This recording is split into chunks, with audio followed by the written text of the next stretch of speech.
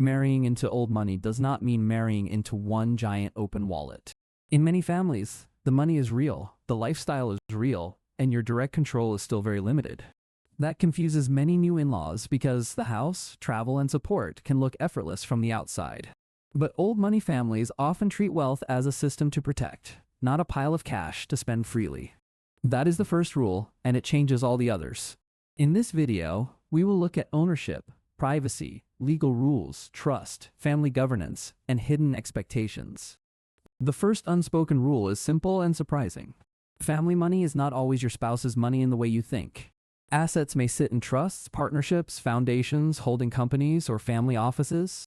A person may live very well while still lacking full power to sell, spend, or move the main capital.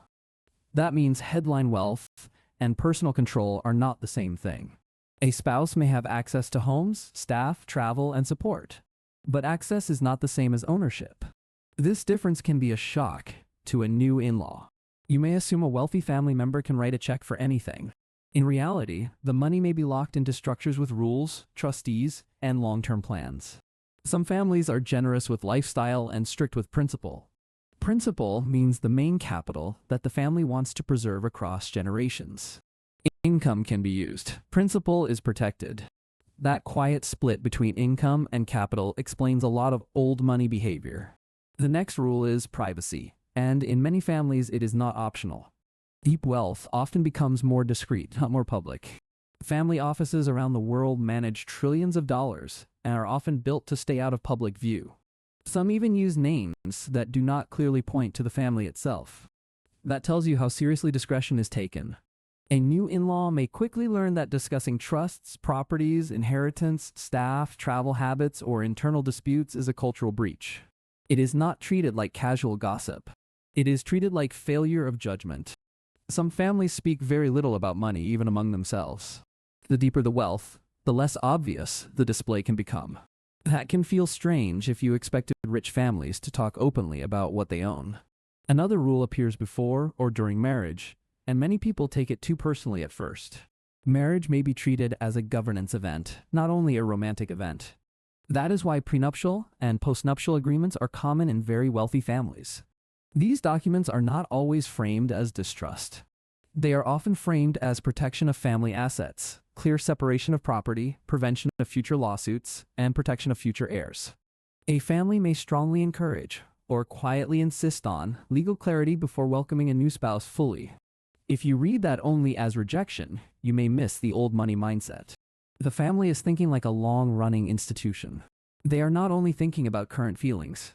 That same institutional thinking shows up in family governance. Some wealthy families hold family meetings, use mission statements, and plan support rules for younger generations.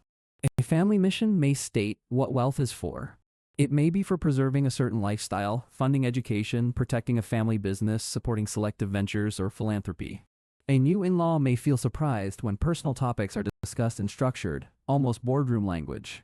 Schooling, housing, travel, childcare, and giving can all be talked about in governance terms. That does not always mean the family lacks warmth. It means the family sees wealth as something that can break without rules. Here are several unspoken rules that often guide behavior. Do not confuse access with ownership. Do not assume inherited wealth should be spent just because it exists. Do not embarrass the family through flashy consumption, public oversharing, messy legal conflict, or obvious money chaos. Do not treat family assets like a shortcut around discipline. And do not expect every adult child to receive the same support in the same form. That last point often surprises outsiders. Support may be intentionally unequal.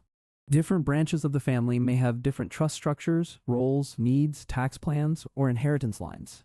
Fairness inside an old money system does not always look equal from the outside. Trust also comes in layers, and that can feel emotionally confusing. A new in-law may be welcomed warmly into dinners, holidays, and social events. But that does not mean they are trusted with sensitive financial knowledge. Social inclusion and structural trust are not the same thing. You may meet everyone before you understand anything important about the assets. Lawyers, trustees, and longtime advisors may know more than close relatives do.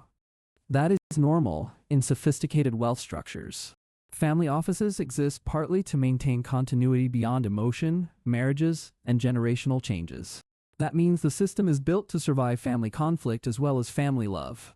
Another quiet rule is that loyalty often lives in the staff and advisors, not only in blood ties.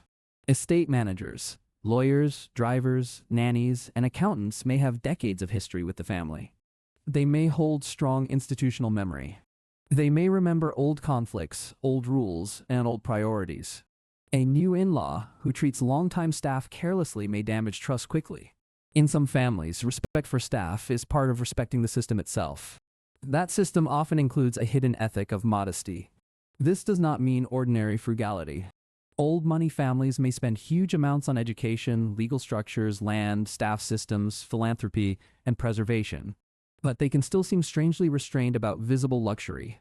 That is because loud display may be read as insecurity, bad breeding, reputational risk, or plain bad judgment. Flash can suggest the person does not understand how wealth is supposed to carry itself. A family may happily fund a restoration project, a trust structure, or school fees. The same family may dislike loud logos, chaotic spending, or public proof of wealth. This is why some new in-laws feel confused at first. They see abundance, but they also see limits. They see large houses, but also rules around the family house. That house may actually belong to a trust with use conditions and maintenance plans. It may not be something your spouse can simply sell or change. The phrase family house can sound warm and personal. Legally, it may be a protected asset with heavy structure around it. That can create real pain points for newcomers. You may not know what is truly affordable and what is merely technically owned by the wider family. You may feel tested for discretion without anyone saying so directly.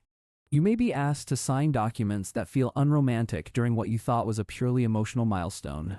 You may realize that generosity comes with expectations about behavior, parenting, social role, or silence. That can feel cold if you expected money to mean spontaneity. But inside the family logic, it often means stewardship. Stewardship is one of the most important old money values. It means managing wealth as something larger than your own appetite. A wealthy heir may not inherit only money. They may inherit expectations, old conflicts, comparisons, duties, and a moral story about preserving something that came before them. A new in-law who ignores that story can be seen as reckless. A new in-law who understands it is more likely to be accepted.